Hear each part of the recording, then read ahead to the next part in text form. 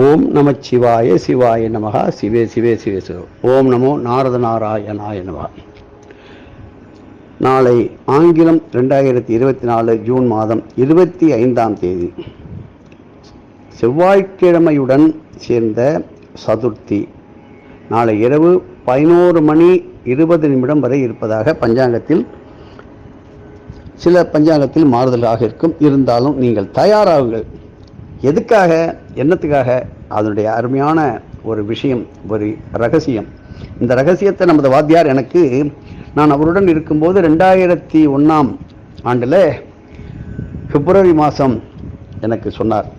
பிறகு அதை பிப்ரவரி மாதத்தின் புத்தகத்திலும் வெளியிட்டு அது 45ஆம் பக்கத்தில் இருப்பதை அந்த புத்தகத்தை தேடி நீங்கள் நன்றாக தெரிந்து கொள்ளவும் வேண்டும். சரி, ரைட், நம்ம சப்ஜெக்டுக்கு வருவோம். ராவணனுக்கு தலை 10. ராவணன் என்ன செய்தான்? சிவபக்தன். ஆனால் அகங்காரம் கொண்டு அத்தனை கிரகங்களையும் போட்டு மிதித்து வதைத்து சித்திரவதை செய்து தன் சொல்லுக்கு இசைய வேண்டும் என்று ஒவ்வொரு கிரகங்களுக்கும் கட்டளை போட்டான் ராவணன்.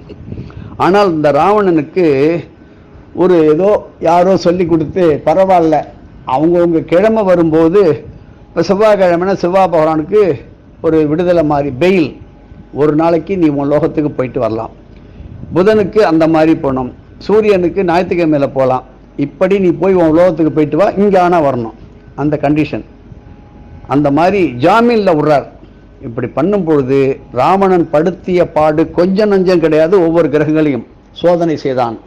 அவன் அழிந்த விதத்திற்கு பல கோடி காரணங்கள் இருக்கிறது. நல்ல குரு இல்லை, குருவை மதிக்கவில்லை. ஆனால் ராவணன் அழிந்தான். அதற்கு இந்த கிரகங்கள் என்னென்ன செய்தது? இன்னும் நமக்கு கிரகங்கள் சாதகமான பலனை தருவதற்காக காத்து கொண்டிருக்கிறது. நாளை செவ்வாய்க்கிழமையுடன், இந்த குரோதி வருஷம் செவ்வாய்க்கிழமை சதுர்த்தி திதி இனிமேல் வராது, இப்பொழுதும் வராது. எல்லாம் 300-200 வருஷங்கள் கழித்து வரப்போகின்றது. ஆனால் 400 பிள்ளையார்களுக்கு 10 பேர் 5 பேர், நீங்கள் உங்களுடைய சொந்தங்கள், பந்தங்கள், நண்பர்கள், உற்றார் உறவினர்கள் 10 பேர் வெட்ட வெளியில் உள்ள பிள்ளையார்களுக்கு, வெட்ட வெளி பிள்ளையாருக்கு வஸ்திரங்கள் விதவிதமான பிங்கு, பர்பிளு, ரெட்டு, மெரூனு, இப்படி விதவிதமான 2 துணிகளை, வஸ்திரங்களை ஒரு 400 அடியார்கள், நீ ஒரு 5 பேர், நான் ஒரு 5 பேர், ஆளுக்கு 10 முடிப்போம்ப்பா. எங்கே இருக்கும்? அரச மரத்தடிக்கிட்ட இருக்கும். குளத்தங்கரை ஆத்தங்கரை ஒருத்தலாம் வெட்ட வெளியில் சும்மா இருப்பார். நீங்கள் துணியை மட்டும் சாத்திட்டு வந்துடுங்க. அதனுடைய பலன்களை நான் சொல்லுகின்றேன். நம்ம என்ன சொல்கிறோம்? ஒரு ஸ்கொயர் ஃபீட்டுக்கு வந்துட்டோம். இப்போ ஒரு ஸ்கொயர் ஃபீட் இடம் இத்தனை ரூபாய், 100 ரூபாய், 1000 ரூபாய், 10,000 ரூபாய், எல்லாம் சதுர அடிகளாகத்தான் நாம் செய்கிறோம். அதுக்காக தான் பிள்ளையாருக்கு கோலம் போடும்போது சதுரமான கோலம் பச்சரிசி மாவுனால் போடணும். அதை படிக்கோலம் என்று மிகவும் புனிதமாக போட்டுவார்கள் ஸ்மார்த்த சம்பிரதாயத்திலே. அதான் கல்யாண கோலம். இப்படி நாம் இந்த செவ்வாய் பகவான் ஒரு நாள் தன்னுடைய லோகத்திற்கு செல்லும் போது மனவேதனையுடன் அன்னைக்கு போய் பிள்ளையாரை நினைத்து கொண்டு இதுக்கு ஒரு முடிவு கேட்க வேண்டும். அந்த கிரகங்களே, நவகிரகங்களே பிள்ளையாரை பார்த்து ரொம்ப கலங்கி போய் இந்த செவ்வாய் பகவான் பார்க்கும்பொழுது அந்த பிள்ளையாரானவர் மேல் நோக்கி அண்டசராத்திர உயரத்தில் இருந்தவர் செவ்வாயை பார்த்து ஆசீர்வாதம் பண்ணுகின்றார், அனுக்கிரகம் கொடுக்கின்றார். அந்த அனுக்கிரகத்தினால ராவணனுக்கு பெரும் தோல்வி ஏற்படுவதற்கு, வீடு வாசல் நிலம் பங்களா அரண்மனை எல்லாம் இழப்பதற்கு அன்றைக்கு செவ்வாய் பகவான் பிள்ளையாரை வணங்கிய நாள் நாளைக்கு. நீங்கள் இப்படி நாளைக்கு செவ்வாய் பகவான் லோகத்திலிருந்து செவ்வாய் மூர்த்தியை மனித ரூபம் எடுத்து கிரிவலம் வருகின்ற இடங்கள் புதுக்கோட்டை பொன்னமராவதி அருகில் உள்ள தேனி மலையிலே. அங்கே செவ்வாய் கிரகத்தினுடைய அத்தனை பாறைகளும் அங்கே இருக்கின்ற அந்த பாறைகளில் இருந்து சுனைகளிலிருந்து ஒரு விதமான தீர்த்தம், நீர் வந்து கொண்டிருக்கின்றது. அதில் பூஜைகள், தர்ப்பணங்கள், அபிஷேகங்கள், அதை சாப்பிடுவதும் தீர்க்கவே முடியாத நோய். அம்மாவுக்கு ரொம்ப முடியல, 3 வருஷமாக படுத்த படுக்கையாக இருக்கா. அப்பாவுக்கு முடியல, ஏதோ ஒரு பெரிய வியாதி தாக்குன்னு தாக்குது. வருஷ கணக்கில் நம்ம வண்டி ஓட்டுறோம். நாளைக்கு எந்த வேலையாக இருந்தாலும் நம்பிக்கையுடன் அவர்களை அழைத்து கொண்டு போய் அந்த தேனிமலை அருகில் உட்கார வச்சிருங்கோ. நீங்கள் 4 முறை தேனிமலையை கிரிவலம் வேண்டும். திருவண்ணாமலையும் 4 முறை சொல்லியிருக்கார். முடியாதவங்க ஒரு முறையான வாங்க. ஆனால் தேனிமலையில் கைமேல் பலன். நாளைக்கு செவ்வாய் மூர்த்தி அங்கே நேரடியாக அங்கே கிரிவலம் வருகின்றார். இப்படி ரொம்பவே உண்மையாக முடியவில்லை என்றால் செவ்வாய், அதாவது கண்டியூர் பிரம்மாவுக்கு ஒரு வழிகாட்டிய பிரம்மசர கண்டீஸ்வரர் திருக்கோயிலே, தஞ்சாவூர் திருவையாறிலே திருக்கண்டியூர், அங்கே பிரம்மாவை வணங்குவதும் உத்தமம். ஆனால் தேனிமலை கிரிவலம் அப்படியே நின்றுவிடும். தீர்க்க முடியாத ரண சிகிச்சைகள்.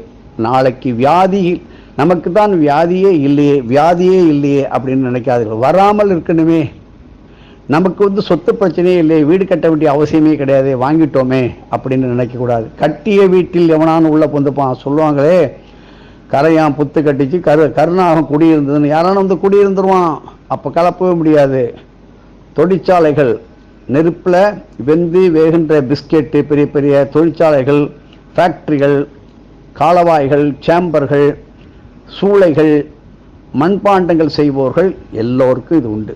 அறுவை சிகிச்சை நிபுணர்கள், அறுவை சிகிச்சை அவர்கள் நிபுணராக இருந்தாலும் நீங்கள் அறுவை சிகிச்சைக்கு இப்பொழுதெல்லாம் கேட்ராக்டு, கண் ஆப்ரேஷன், ஏதோ பிளேட்டு வைக்கிறது, ஏதோ இப்படி அறுவை சிகிச்சை நாடி செல்ல வேண்டிய ஒரு நிலைமை ஏற்படாமல் தடுப்பதற்கும், அந்த மாதிரி அடிக்கடி அந்த அறுவை சிகிச்சையினால ஒரு முடிவில்லாமல் அடிக்கடி செல்லும் ஒரு அவலம் நீங்குவதற்கு நாளைக்கு நீங்கள் உங்களுடைய மனதை வைத்து 400 இடங்களில் வெட்ட வெளியிலே சூரியன் பார்க்குற மாதிரி மரத்தடியில், குளத்தடியில், மூளை முடுக்குகளில் எங்கே பார்த்தாலும் ஒரு 400 பிள்ளையாருக்கு யார் ஒருத்தர் தலைமையை எடுத்து கொண்டு, அப்பா நீ ஒரு 10 பேருக்கு 10-20 பண்ணு, நீ 40 பண்ணு, 10 நிமிடத்தில் 400 பிள்ளையாருக்கு வஸ்திரம் கட்டணும். அந்த காலத்தில் 1000 பிள்ளையாருக்கு கட்டிடுவோம் நாங்களாம் அரை மணி நேரத்தில்.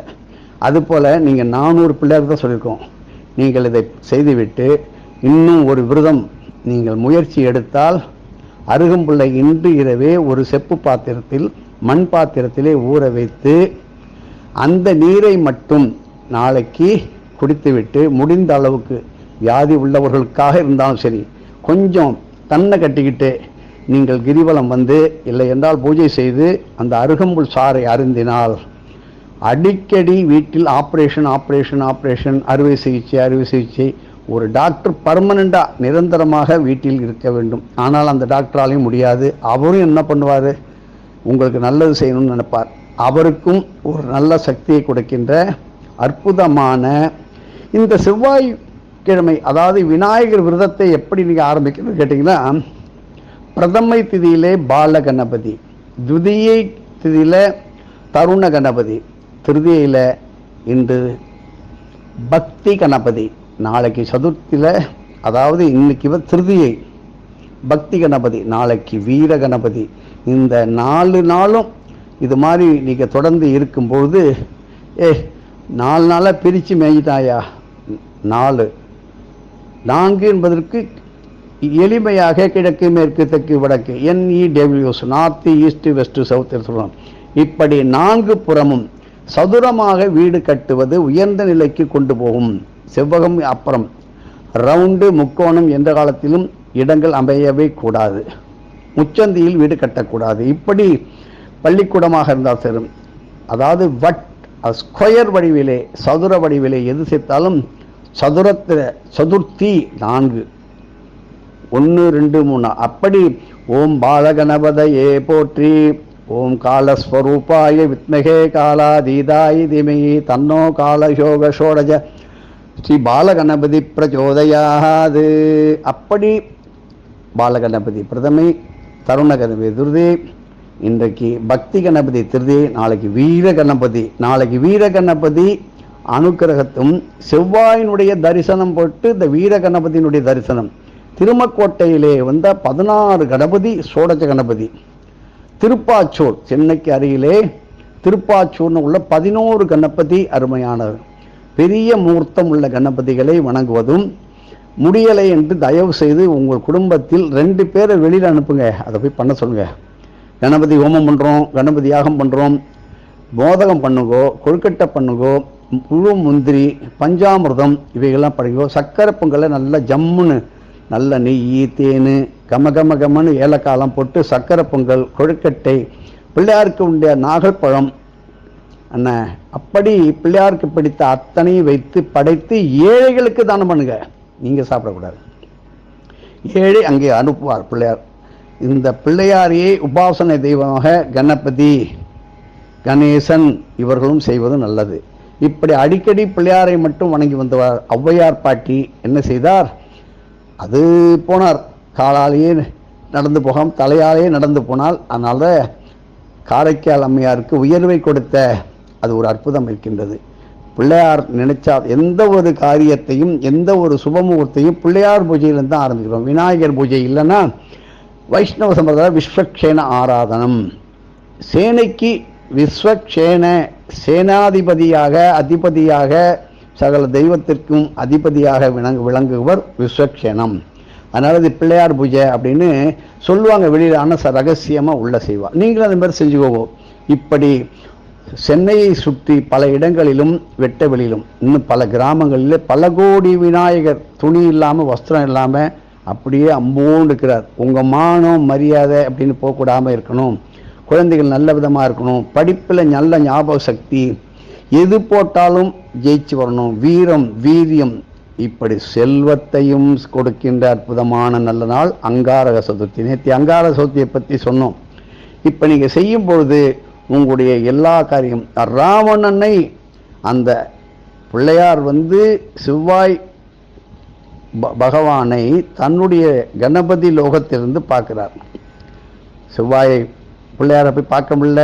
ஆனால் பிள்ளையாரையே மனதுக்குள்ளேயே தியானித்து தனது லோகத்துக்கு போய் பார்க்கிறார். ஆனால் பிள்ளையார் மேலிருந்து அங்காரகனான செவ்வாயை பார்த்து அனுக்கிரகம் கொடுத்தார். அதற்கு பிறகுதான் ராமனுடைய ஆட்சியில் வீழ்ச்சி.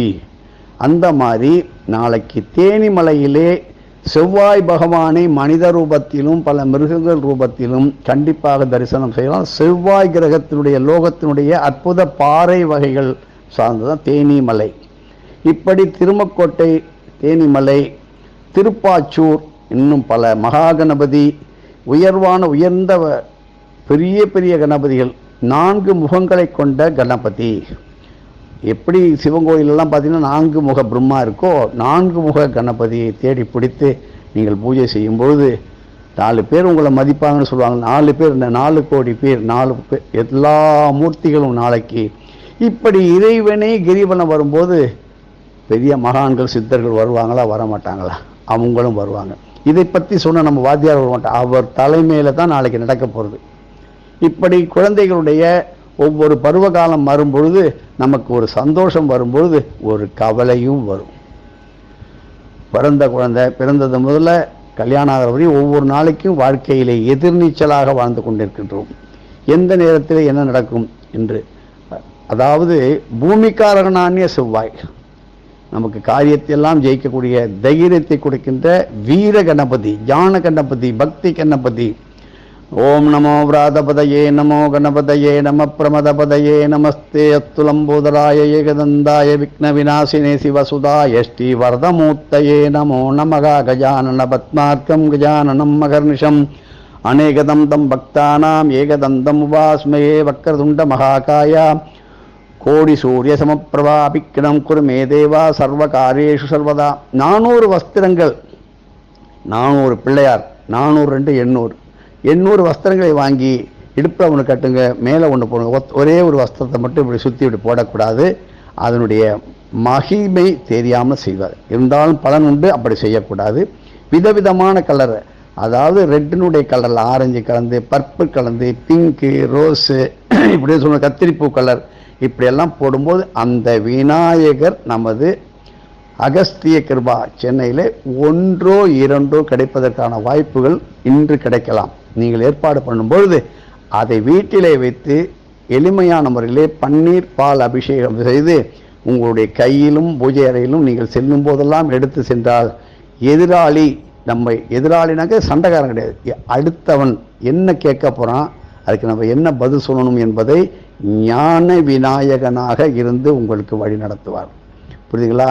வாமன கர்த்தவிய கணபதி ஒருத்தருக்கு முடியாத ஒரு வீட்டை, ஏண்டா என்னடா பண்ணுற, ஏகப்பட்ட சட்ட சிக்கல் இருந்ததை ஒரு நிமிடத்தில் தீர்த்து வைத்தார் போன சோழபுரம் சனீஸ்வர பகவானுக்கு ஹோமங்கள்லாம் செஞ்சதுக்கு பிறகு என்று சொல்லுகின்றார்கள். அப்படி எல்லா அடியார்களுக்கும் எல்லாமே ஒருத்தர் வாங்கிட்டு போகிறாங்க.